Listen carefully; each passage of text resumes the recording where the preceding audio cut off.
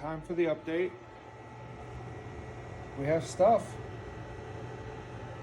So that's great. Alright, so come along with me. So I had some questions about what exactly had happened with the GKTwo, and I thought I'd go over that in a little more detail for everybody. So when the Z-axis started to decrease and it tried to zero in, it could not find home. Now, since then I figured out what had happened, but at the time I didn't know why it was doing this. I just knew it was making that noise that printers make when they're trying to get a Z-axis to go somewhere that it doesn't want to go. So we went ahead and figured out why it was doing that. It turned out that at some point during the shipping, the actual build plate had shifted so far down that it no longer was able to be put to home. Now, part of the reason it took so long to figure this out was because nobody had anything online about this particular problem. I couldn't find anything because nobody had said it in a way that I could relate. So we tried a bunch of stuff. I looked into firmware updates. I researched through Reddit forums, the GK forums, to the FAQ. We had found that it looked like we were going to have to call the actual folks to get a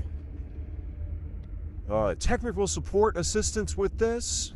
Thankfully, we were able to figure out that, okay, well, we've tried everything else. Let's go through the leveling system, even though part of the selling point for this item was that it came pre-leveled. So it's like, well, we've tried everything else. Let's try that. Sure enough, once that loosened and the build plate itself was now mobile, it was able to zero into home. So then I tightened everything up for the instructions. I did the paper test, and the paper test did not work. So we had one of the four sides that was too tight and the paper couldn't come out of it, and one of the sides that was too loose, the paper wouldn't stay under it and have any resistance at all.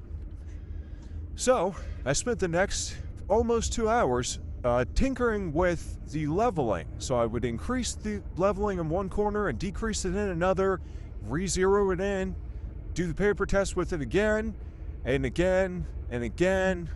And every time I needed to reset the zero so that I would go up and then come back down on the Z-axis to make sure that it was holding the paper with the right amount of drag. Now, thankfully, as I had mentioned, I used to do 3D printing, so I was familiar with the concept enough that it was. Once I zeroed in on what the problem was, I was able to work it until I figured it out.